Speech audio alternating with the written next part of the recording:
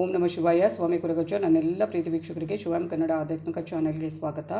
ಬ್ರಹ್ಮ ಮುಹೂರ್ತದಲ್ಲಿ ಈ ಒಂದು ಕೆಲಸವನ್ನು ಮಾಡಿದರೆ ನಿಮಗೆ ದೇವರ ಆಶೀರ್ವಾದ ಮಾತ್ರ ಅಲ್ಲ, ದೇವರು ಒಲಿಯುವುದು ಮಾತ್ರವಲ್ಲ, ಮನೆಯಲ್ಲಿ ನಕಾರಾತ್ಮಕತೆ ಹೋಗಿ ಸಕಾರಾತ್ಮಕತೆ ಬರುವಂಥದ್ದು. ಅದ್ರ ಬಗ್ಗೆ ಡೀಟೇಲ್ ಆಗಿ ಮಾಹಿತಿ ಕೊಡ್ತೇನೆ. ಅದಕ್ಕಿಂತ ಮುಂಚೆ ಸಬ್ಸ್ಕ್ರೈಬ್ ಮಾಡೋದನ್ನು ಮರೆತಿದ್ರೆ ದಯವಿಟ್ಟು ಸಬ್ಸ್ಕ್ರೈಬ್ ಮಾಡೋದನ್ನು ಮರೆಯಬೇಡಿ. ಸಬ್ಸ್ಕ್ರಿಪ್ಷನ್ಸ್ ಫ್ರೀ ಇರುತ್ತೆ. ಹಾಗೆಯೇ ಆದಷ್ಟು ವಿಡಿಯೋ ನೋಡಿದ ಮೇಲೆ ಲೈಕ್ ಮಾಡಿ, ಹಾಗೆಯೇ ಆದಷ್ಟು ಶೇರ್ ಮಾಡಿ ಪ್ರೋತ್ಸಾಹಿಸಿ. ನಿಮ್ಮ ಏನೇ ವೈಯಕ್ತಿಕ ಸಮಸ್ಯೆ ಇದ್ದರೂ ಮುಕ್ತವಾಗಿ ಕಮೆಂಟ್ ಬಾಕ್ಸಲ್ಲಿ ಡೀಟೇಲ್ ಆಗಿ ಬರೆದು ಕಳುಹಿಸಿ. ರಾಶಿ ನಕ್ಷತ್ರ ತಿಳಿಸಿ. ಒಂದು ವೇಳೆ ಗೊತ್ತಿಲ್ಲ ಅಂದರೆ ಡೇಟ್ ಆಫ್ ಬರ್ತ್ ನಮೂದಿಸಿ. ಖಂಡಿತವಾಗಲೂ ರಾಶಿ ನಕ್ಷತ್ರವನ್ನು ಗುರುತಿಸಿ ಅದಕ್ಕೆ ತಕ್ಕ ಸೂಕ್ತ ಸುಲಭ ಪರಿಹಾರವನ್ನು ನಾನು ಅಲ್ಲೇ ಸೂಚಿಸ್ತೇನೆ. ನಾನು ನಿಮ್ಮ ಜೊತೆ ಯಾವತ್ತೂ ಇರ್ತೇನೆ. ಹಾಗೆ ಸಬ್ಸ್ಕ್ರೈಬ್ ಮಾಡುವಾಗ ಬೆಲ್ ಐಕಾನ್ ಪ್ರೆಸ್ ಮಾಡೋದನ್ನು ಮರೆಯದೆ ಪ್ರೆಸ್ ಮಾಡಿ ಅಂತ ಹೇಳ್ತಾ, ಹಾಗೆಯೇ ಆಧ್ಯಾತ್ಮಿಕಕ್ಕೆ ಜ್ಯೋತಿಷ್ಯಕ್ಕೆ ಸಂಬಂಧಪಟ್ಟ ಏನೇ ಡೌಟ್ಸ್ ಇದ್ದರೂ ಪ್ರಶ್ನೆ ಮುಖಾಂತರ ಕೇಳ್ಬೋದು. ನಾನು ಅದಕ್ಕೆ ಸಂಬಂಧಪಟ್ಟ ವಿಡಿಯೋ ಕೂಡ ಮಾಡಿ ಹಾಕ್ತೇನೆ. ಹಾಗೆಯೇ ನಾನು ನಂಬಿರೋ ಶಿವದೇವರ ಕುರುಗಜ್ಜ ದೈವದ ಆಶೀರ್ವಾದನು ನನ್ನೆಲ್ಲ ಪ್ರೀತಿ ವೀಕ್ಷಕರ ಮೇಲೆ ಸದಾ ಇರುತ್ತೆ. ಹಾಗೆಯೇ ಕೆಲವರಿಗೆ ಡೇಟ್ ಆಫ್ ಬರ್ತ್ ಗೊತ್ತಿರುತ್ತೆ, ರಾಶಿ ನಕ್ಷತ್ರ ಗೊತ್ತಿರುವುದಿಲ್ಲ ಅಂಥವರು ಕೂಡ ಕೇಳಬಹುದು, ಮುಕ್ತವಾಗಿ ಕೇಳಬಹುದು. ಸಮಯದ ಅಭಾವದಿಂದ ಸ್ವಲ್ಪ ನಾನು ಪ್ರಶ್ನೆಗೆ ಉತ್ತರ ಕೊಡುವಾಗ ಆಚೆ ಆಗೋದು, ಅಲ್ಲಿ ಪ್ರತಿಯೊಬ್ಬರಿಗೂ ಉತ್ತರ ಕೊಡ್ತೇನೆ.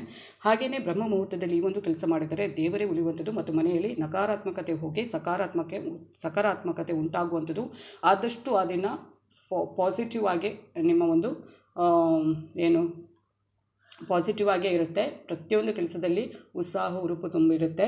ಬ್ರಹ್ಮ ಮುಹೂರ್ತ ಅತ್ಯಂತ ಮಂಗಳಕರ ಸಮಯ. ಬ್ರಹ್ಮ ಮುಹೂರ್ತದಲ್ಲಿ ಏಳುವುದರಿಂದ ದೇವರ ಅನುಗ್ರಹ ಪ್ರಾಪ್ತವಾಗುತ್ತೆ ಅನ್ನುವ ನಂಬಿಕೆ. ಬ್ರಹ್ಮ ಮುಹೂರ್ತದ ಸಮಯ ಯಾವುದು? ಬ್ರಹ್ಮ ಮುಹೂರ್ತದಲ್ಲಿ ಈ ಒಂದು ಕೆಲಸ ಮಾಡಿದರೆ ಏನಾಗುತ್ತೆ? ಮುಂಜಾನೆ ಸಮಯವನ್ನು ಅತ್ಯುತ್ತಮ ಸಮಯ ಅಂತ ಪರಿಗಣಿಸಲಾಗುತ್ತೆ ಮತ್ತು ಈ ಸಮಯ ಪ್ರತಿಯೊಬ್ಬ ವ್ಯಕ್ತಿಗೂ ಅವನ ದಿನ ಹೇಗಿರುತ್ತೆ ಅನ್ನೋದನ್ನು ಹೇಳುವ ಸಮಯ. ಮುಂಜಾನೆ ಸಮಯದಲ್ಲಿ ಪರಿಸರ ಧನಾತ್ಮಕ ಶಕ್ತಿಯಿಂದ ಕೂಡಿರುತ್ತೆ. ಮುಂಜಾನೆ ಬೇಗ ಏಳುವುದು ಧಾರ್ಮಿಕ ದೃಷ್ಟಿಕೋನದಿಂದ ತುಂಬಾ ಒಳ್ಳೆಯದು. ಆರೋಗ್ಯ ದೃಷ್ಟಿಯಿಂದಲೂ ಕೂಡ ತುಂಬಾ ಪ್ರಯೋಜನಕಾರಿ.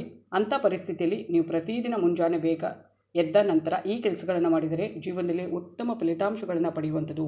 ಹಾಗೆಯೇ ಧಾರ್ಮಿಕ ದೃಷ್ಟಿಕೋನದಿಂದ ಮುಂಜಾನೆ ಯಾವ ಕಾರ್ಯಗಳನ್ನು ಮಾಡಬೇಕು ಅಂತ ನೋಡೋದಾದರೆ ಮುಂಜಾನೆ ಈ ಸಮಯದಲ್ಲಿ ಏಳಬೇಕು. ಯಾವ ಸಮಯದಲ್ಲಿ ಎದ್ದು ದೇವರ ಪೂಜೆ ಪುರಸ್ಕಾರವನ್ನು ಮಾಡಿದರೆ ನಿಮಗೆ ತುಂಬಾ ಒಳ್ಳೆಯದಾಗುವಂಥದ್ದು. ಆದಷ್ಟು ಗ್ರಹಗತಿಗಳಿಂದ ಬರುವಂಥ ಸಮಸ್ಯೆಗಳು ಆಗಿರ್ಬೋದು, ಅಥವಾ ಯಾವುದೋ ಶನಿ ಪ್ರಭಾವ, ಶನಿ ದೇಶದಿಂದ ಬರುವಂಥದ್ದು ಒಂದು ಏನೇ ಕಷ್ಟ ಕಾರ್ಪಣ್ಯಗಳಿದ್ರೂ ಅದು ಆದಷ್ಟು ದೂರವಾಗುತ್ತೆ. ಶನಿದೇವರ ಒಂದು ಕೃಪಕಟಾಕ್ಷನೂ ಸಿಗುತ್ತೆ. ನಿಮಗೆ ಇಷ್ಟವಾದ ದೇವರನ್ನು ಈ ಸಮಯದಲ್ಲಿ ಎದ್ದು ಪೂಜಿಸುವುದರಿಂದ ನಿಮ್ಮೆಲ್ಲ ಆದಷ್ಟು ಇಷ್ಟಾರ್ಥಗಳು ನೆರವೇರುತ್ತೆ. ಹಾಗೆಯೇ ಮುಂಜಾನೆ ನಿಮಗೆ ಮನಬಂದಂತೆ ಏಳುವುದು ಸೂಕ್ತವಲ್ಲ. ಮುಂಜಾನೆ ನೀವು ಏಳುವುದಾದರೆ ಬ್ರಹ್ಮ ಮುಹೂರ್ತದಲ್ಲಿ ಏಳಬೇಕೆಂಬುದನ್ನು ಗಮನದಲ್ಲಿಟ್ಟುಕೊಳ್ಳಿ. ಬ್ರಹ್ಮ ಮುಹೂರ್ತ ಮುಂಜಾನೆ 4ರಿಂದ ಆರಂಭವಾಗಿ 5:30ವರೆಗೆ ಇರುವಂಥದ್ದು.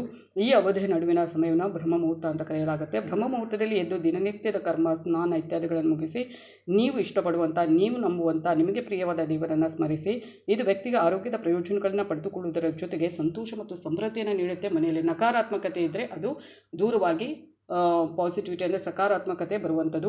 ಹಾಗೆಯೇ ಬ್ರಹ್ಮ ಮುಹೂರ್ತದಲ್ಲಿ ಈ ಒಂದು ಮಂತ್ರವನ್ನು ಪಠಿಸಿ ತುಂಬಾ ಒಳ್ಳೆಯದಾಗುತ್ತೆ. ಇದು ಕೆಲವರು ಮಾಡಬಹುದು, ಆದರೆ ಯಾರಾದರೂ ಮಾಡದೇ ಇದ್ದರೆ ಖಂಡಿತವಾಗಲೂ ನಾಳೆಯಿಂದ ಪ್ರಾರಂಭಿಸಿ. ಎದ್ದ ತಕ್ಷಣ ಕರಾಗ್ರೆ ವಸತಿ ಲಕ್ಷ್ಮಿ, ಕರಮಧ್ಯೆ ಸರಸ್ವತಿ, ಕರಮೂಲೆ ತು ಬ್ರಹ್ಮ, ಪ್ರಭಾತೆ ಕರ ದರ್ಶನಂ. ಪ್ರತಿಯೊಬ್ಬರಿಗೂ ಗೊತ್ತಿರಬಹುದು, ಅದು ಗೊತ್ತಿಲ್ಲದವರು ಇದನ್ನು ಸ್ಟಾರ್ಟ್ ಮಾಡಿ.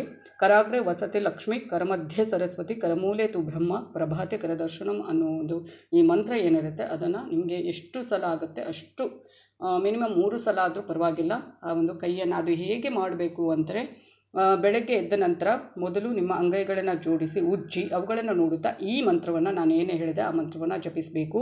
ಅದರ ಅರ್ಥ ಹೇಗೆ ಅಂದರೆ ಅಂಗೈಗಳ ತುದಿಯಲ್ಲಿ ಲಕ್ಷ್ಮೀ ದೇವಿ, ಮಧ್ಯದಲ್ಲಿ ಸರಸ್ವತಿ ದೇವಿ, ಮೂಲ ಭಾಗದಲ್ಲಿ ವಿಷ್ಣು ನೆಲೆಸಿರುವಂಥದ್ದು ಮತ್ತು ಇದರ ಮೂಲಕ ನಾವು ದೇವರ ದರ್ಶನವನ್ನು ಪಡೆದುಕೊಳ್ಳಬಹುದು. ಇದನ್ನು ಮಾಡುವುದು ಅತ್ಯಂತ ಪರಿಣಾಮಕಾರಿ ಅಂತ ಪರಿಗಣಿಸಲಾಗಿದೆ. ಹಾಗೆಯೇ ಬೆಳಗ್ಗೆ ಬ್ರಹ್ಮ ಮುಹೂರ್ತದಲ್ಲಿ ಎದ್ದು ಸ್ನಾನ ಮಾಡಿದ ನಂತರ ಮನೆಯ ಮೂಲೆಯಲ್ಲೂ ಗಂಗಾಜಲವನ್ನು ಸಿಂಪಡಿಸಬೇಕು. ಹೀಗೆ ಮಾಡುವುದರಿಂದ ಮನೆಯಲ್ಲಿ ಸುಖ ಸಮೃದ್ಧಿ ನೆಲೆಸುವಂಥದ್ದು ಮತ್ತು ಆದಷ್ಟು ನಕಾರಾತ್ಮಕತೆ ದೂರವಾಗುವಂಥದ್ದು, ಪಾಸಿಟಿವಿಟಿ ಅಂದರೆ ಸಕಾರಾತ್ಮಕತೆ ಉಂಟಾಗುವಂಥದ್ದು. ಇದರೊಂದಿಗೆ ಸ್ನಾನದ ನಂತರ ನೀವು ಮನೆಯಲ್ಲಿ ಅರಿಶಿಣವನ್ನು ನೀರಿನಲ್ಲಿ ಬೆರೆಸಿ ಆ ನೀರನ್ನು ಸಹ ಸಿಂಪಡಿಸಬಹುದು. ಇದನ್ನು ಮಾಡುವುದು ಧಾರ್ಮಿಕ ದೃಷ್ಟಿಕೋನದಿಂದ ತುಂಬ ಪ್ರಯೋಜನಕಾರಿ. ಹಾಗೆಯೇ ಮುಂಜಾನೆ ಅಂದರೆ ಬ್ರಹ್ಮ ಮುಹೂರ್ತದಲ್ಲಿ ಎದ್ದು ಈ ಮೇಲಿನ ಮಂತ್ರವನ್ನು ಪಠಿಸುವುದರಿಂದ ಹಾಗೂ ಈ ಒಂದು ಕೆಲಸವನ್ನು ಮಾಡುವುದರಿಂದ ನಿಮಗೆ ದೇವರ ಆಶೀರ್ವಾದ ಸಂಪೂರ್ಣ ಸಿಗುವಂಥದ್ದು ಅಂತ, ಅಂದರೆ ಸಾಕ್ಷಾತ್ ಲಕ್ಷ್ಮೀ ದೇವಿ ಆಶೀರ್ವಾದನೆ ನಿಮಗೆ ಸಿಗುವಂಥದ್ದು ಅಂತಲೇ ಹೇಳಬಹುದು. ನಿಮಗೆ ಇಷ್ಟವಾದಂಥ ದೇವರು, ಹಾಗೆ ನಿಮ್ಮ ಗ್ರಹಗತಿಗೆ ಅನುಸಾರವಾಗಿ ನಾನು ತುಂಬ ಮಂದಿಗೆ ಹೇಳ್ತೇನೆ, ಏನಾದರೂ ಕಷ್ಟ ಕಾರ್ಪಣ್ಯ ಅಂತ ಸಮಸ್ಯೆ ಅಂತ ಬರ್ತಿರ್ತಾರೆ, ಅವರಿಗೆ ಏನೇ ಒಂದು ಇದು ಇದ್ದರೆ ಶನಿ ದೇವರ ಮಂತ್ರ ಆಗಿರ್ಬೋದು, ಶಿವದೇವರ ಮಂತ್ರ ಆಗಿರ್ಬೋದು, ಹನುಮಾನ್ ಚಾಲೀಸವನ್ನು ಪಠಿಸಿ ಅಂತ ಹೇಳಿದರೆ, ಈ ಸಮಯದಲ್ಲಿ ಬ್ರಹ್ಮ ಮುಹೂರ್ತದಲ್ಲಿ ನೀವೇನಾದರೂ ಅದನ್ನು ಪಠಿಸಿದರೆ ಖಂಡಿತವಾಗ್ಲೂ ನಿಮ್ಮ ಸಮಸ್ಯೆ ಆದಷ್ಟು ಕಮ್ಮಿ ಆಗುತ್ತೆ, ನಿಮ್ಮ ಇಷ್ಟಾರ್ಥಗಳು ನೆರವೇರುತ್ತೆ. ನೋಡ್ತಾ ಇರಿ, 4 ರಿಂದ 5 ಪ್ರಶಸ್ತವಾದ ಸಮಯ ಅಂತಲೇ ಹೇಳಬಹುದು. ಇದು ಇವತ್ತಿನ ವಿಡಿಯೋ ಆಗಿರುತ್ತೆ. ಮುಂದಿನ ವಿಡಿಯೋದ ಮತ್ತೆ ಭೇಟಿ ಆಗ್ತೀನಿ. ಅಲ್ಲಿವರೆಗೆ ನನ್ನ ಎಲ್ಲ ಪ್ರೀತಿ ವೀಕ್ಷಕರಿಗೆ ಧನ್ಯವಾದಗಳು.